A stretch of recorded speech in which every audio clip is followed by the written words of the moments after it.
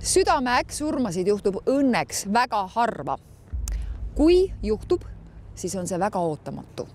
Doktor Sommat tabas südame äkksurm praktiliselt tema kodumaja ees. Ja see on üks suur ime, et meie siin täna temaga juttu ajada saame. Ja mina kui arst, kui seda lugu kuulata ja vaadata neid dokumente, neid analüüse ja kõiki neid uuringuid, mis sai tehtud see esimese nädala jooksul peale seda juhtumit, siis see inimene ei oleks tohtinud elada.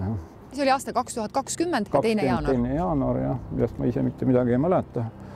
Aga jooksma ma läksin GPS-i järgi, sain pärast välja võtta, jooksin siit 1,5 kilomeetrit sinnapoole, siis millegipärast olin seisma jäänud, mul hakkas seal väga paha, keerasin ringi, jooksin tagasi ja siis siinsamas selle serva peale ja ma istusin maha, enam ei jaksanud.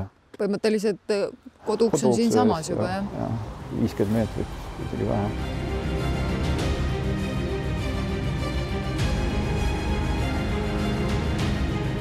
Miks juhtub nõnda, et tõesti terve inimene jookseb, mängib jalgpalli ja ühel hetkel on ta selili maas ja tegelikult on süda üles öelnud? See on hea küsimus, see on väga lai küsimus, miks. Ja väga hea on ka siin, et me mainime ära, et pealt näha terve. Aga tegelikult tuleb välja nii, et süda tegelikult võib haige olla inimesel.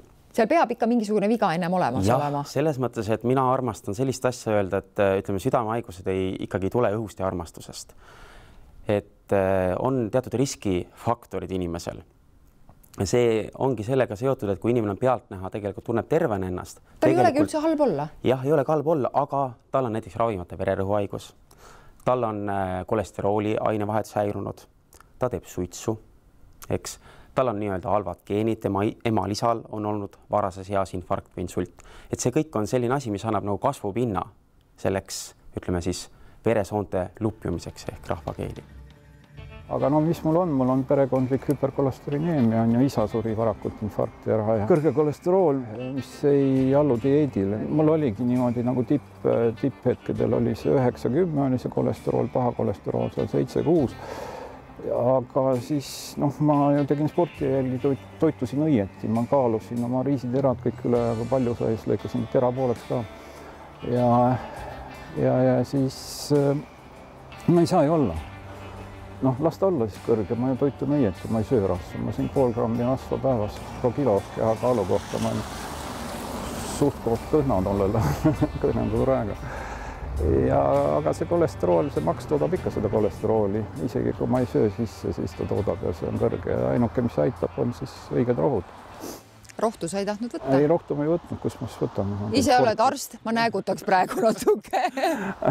Ei, mina arst ei usu. Aga siis ma ju tegin sporti.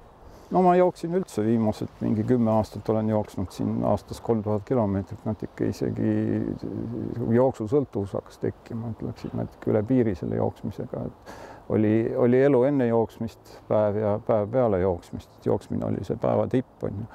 Ja ikka 15 kilomeetrit iga päev ja 10 kilomeetrit ja nagu alla 10 kilomeetri ei olnudki mõtet jooksma minna. Ja siis mingil hetkel hakkas nagu võhm ära kaduma, 2 aastat enne seda juhtumit hakkas võhm ära kaduma, et lihtsalt jõudsin joosta küll pikka maad, aga ei jõudnud joosta nii kiiresti, nagu ma tahtsin.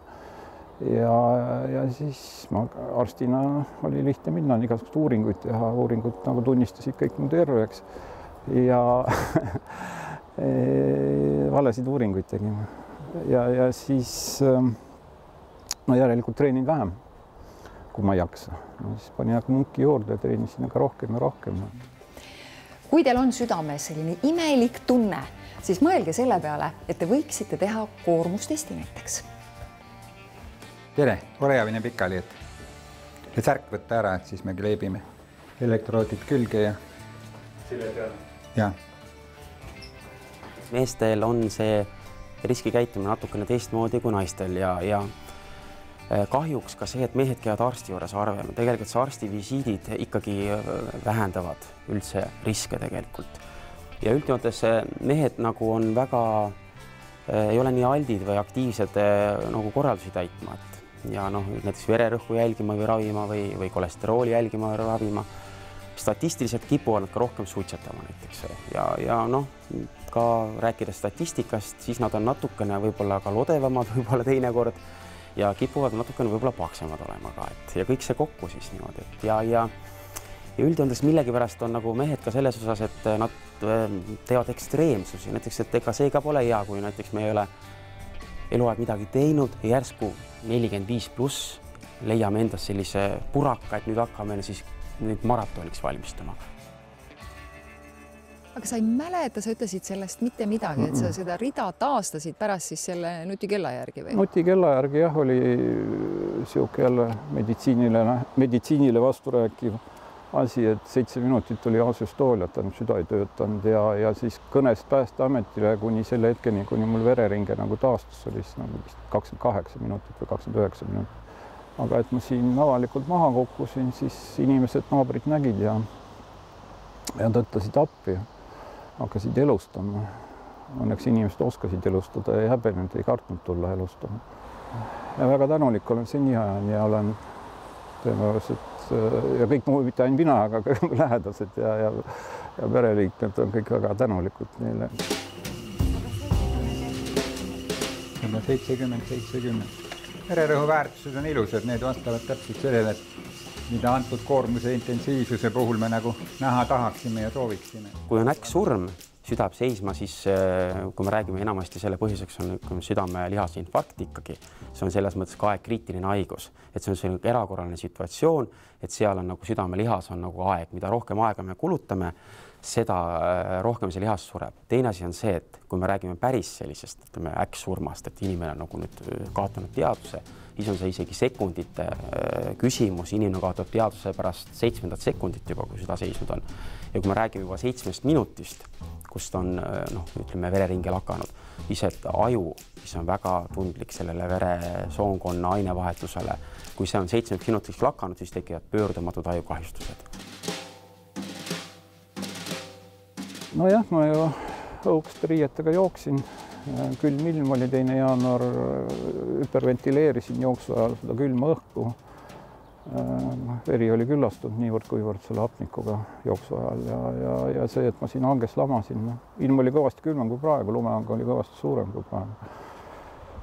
Ja üks see päästis, mis on nagu tükk.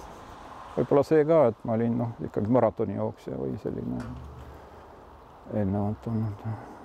Aga jah, mu pärgarturid olid nii umbes, et seal oli millimeeter valendikku umbes sealt rasa vahelt, kolesterooli vahelt. See kõik ju andis enne märku endast. Ei, mul oli ainuke kaebus, et võhma jääma. Ma ise tunnen ka seda, et kui mul hakkavad need südamerütmi häired, et kuidagi see süda lööb justkui teistmoodi mul rinnus. Vot see on alarmeeriv ka, et alati inimene peab oma tervist tunnetama, kuulama. Et kui ikkagi juhtub midagi niimoodi, et midagi on teistmoodi, siis alati tasub ikka arstiga nõu pidada. Ka koormusel, et see on alati hea, kui inimene on nagu harjumuste ori isegi võiks öelda. Et selles mõttes ka, et ta peab ju füüsiliselt aktiivne olema, see on tähtis kehakultuur, on sama tähtis kui vaimukultuur. Ja seetõttu, kui ta rutiinselt neid asju teeb ja siis midagi juhtub tema rutiini juures, et natuke enesetunne ei ole see või pulss läheb liiga kiiresti üles, just löögisagedus või see taastumine ei tundu enam nii selline, nagu ta tavaliselt on. Siis kindlasti arstiga nõu pidada. Pärast me lisame kiirust. Järgmine etapp on 6,7. See on päris ilus kiirus mäkke kõndimiseks, et see on juba tõeline niisugune tempokas kõnnak. Nii, 5 sekundit. Nii, ja nüüd me lisame sulle tempot. Nii, pulsisagedus tõuseb tavapäraselt 148, 149 on antud koormuse juures, mis on juba üsna vanuse kohta tema vanust arvestada, see on see üle keskmise koormus. 28 vanuse. Nii, 10 sekundit, siis me lisame veel veidi kiirust, et sa hakkad kiiremini kõndima. Nüüd tuleb päris kiire kõnnak, see on 8 kilomeetrit tunnis, et tavainimene peaks juba jooksma, aga pikemad ja nooremad mehed suudavad nii. Ja nüüd me lisame. Jaksad seda tempot? Hüva, 162 ja me vaatame viimase vererõhu ja siis me lõpetame, sest pulsisagedus hakkab jõudma meie jaoks soovitud väärtustesse. Nii, vererõhu numbrid taastumisel on ilusad, pulsinumbrid on ka väga ilusad, noormes veidi hingeldab ja veidi on nagu õhupuudust tunda, sest et koormus oli tema jaoks täiesti piisav ja korralik, et selles mõttes praegu on kõik ilusti. Kardiogrammi muutusi ei tekkinud, üks rütmihäire koormusel, seda me hindame tavapäraselt täiesti normi variandiks.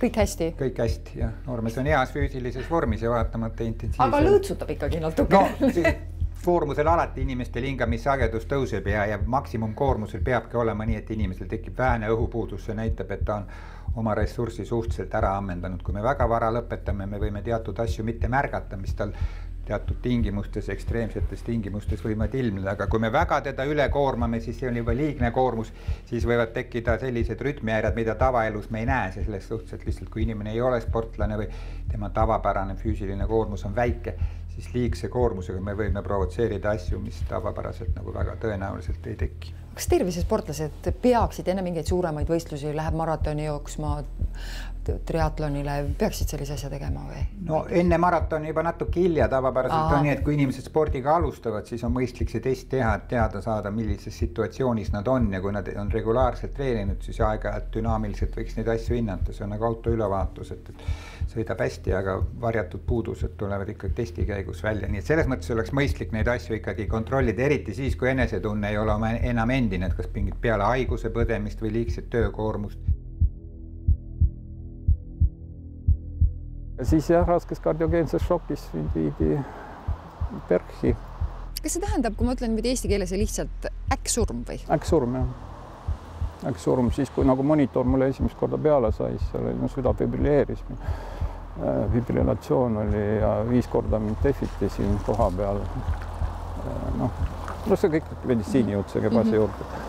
Ma ise tead, täpselt, sa oled ise ju neid samu asju. Intensiivravi arst 35 aastat olnud intensiivravis töötab. No kui seda enam tead sa, et sellises olukorras inimesed ei jää ellu? Teeme teile südame ultraheli uuringu. Eelkõige jälle paneme teile klemmid peale jälle siia. Ehk siis me saame teada seda südame löögitööd, südametööd ja siis sellega siis vastavalt me sünkroniseerime ultraheli uuringu, eks. See kõik hakkab nüüd sulle siia kaamera peale paistma? Täpselt. Siin hakkab kõik minule kaamera peale paistma. Ehk see on siis see oluline asi, millest me räägime, on südame struktuuri hindamine. Ehk kas inimesel on siis südamerike, on see siis omandatud rike, kaasasündinud rike, seda ultraheli andur ilusasti meile siin näitab. See on südame liikumine, südame kontraktsioon, südamelihase paksenemine. Need liikuvad struktuurid on klapid tegelikult, mis sünkroonselt siis avanevad ja sulguvad. Päris kiiresti liigub. Ja kui me räägime tegelikult, mul on siin ka selline näitlikult kaasas, et ega on selline nagu selline aparaat. Seda nimetatakse siis nagu kardioverter defibrillaator. Kui inimene on nagu, ütleme siis ka kõrge sellise südame-veresoonkonna haiguse riskiga, ehk tal on läbipõetud südamelihase infarkt, tal on süda haige, siis me esmaselt suudame panna ka sellise aparaadi talle siia rangla alusesse piirkonda ja mis nagu on nagu kiirabi korras nii-öelda ongi sellise rütmihäire jälgija. Ja kui järsku tekib, me teame, et sellel haigel südamel see võib järsku tekkida. Tõenäosus on suur, et tekib. Suur ja see aparaat on kohe nüüd ja praegu valmis nii-öelda seda rütmihäired ravima ehk andma siis elektrilöögi sellise südame see väike aparaat põhimõtteliselt annab elektrilöögi südamele. Ja, täpselt. Ja kui nüüd inimesel on äkksurm ja ta on taas elustatud edukalt, siis me paneme nii-öelda ka selle aparaadi, sest tõenäosus, et see uuesti kordub, on suur. Aga kas ma siis ikkagi peaks ütlema siin, et kuulge, härrased, tervet mõistust, kui te olete juba 45 aastat vana, te olete suitsetaja, teil on kõrge vererõhk, kolesterooliga ka natukene probleeme ja siis te ikkagi otsustate, et te nüüd hakkate selleks maratoniks harjutama, siis pange pidurit või? Ei, väga hea otsus on see. Väga hea otsus on, aga tuleb targalt otsuseid vastu võtta ja teadlikult ja targalt siis. See tähendab seda, et tuleb õppida oma keha tundma, et eelkõige ka tuleb oma riskiprofiil teada saada, seetõttu mina soovitan alati arstiga nõu pidada. Mis praegu on? Mis trenni sa praegu teed? Jooksmas sa enam ei käi? Jooksmas ma ei käi, seal on pigem psühholoogiliselt on raske. Mul tekkis peale seda kõike selline posttraumaatiline sündroom, aga üsna väljendunud ja ma kardan jooksma minna, ma kardan ära minna kus inimesed jooksmise ajal. Kõndida ma võin metsa minna seenele ja kõik midagi, aga kui ma lähen jooksma, siis keegi inimene peab mul nägemisulatuses olema. Aga ma käin boksimus, mul on väga hea personaaltreener, isegi sparrime täiesti vabalt 6 raundi sparringut. Üks hooli küsimus on mul veel, sa nüüd ravimeid ikka võtad? Ja, mul on palju ravimeid peale. Miks mitte alustada spordi tegemisega siin Eestimaa kevades? Üle ärge pingutage. Kohtume järgmises saates.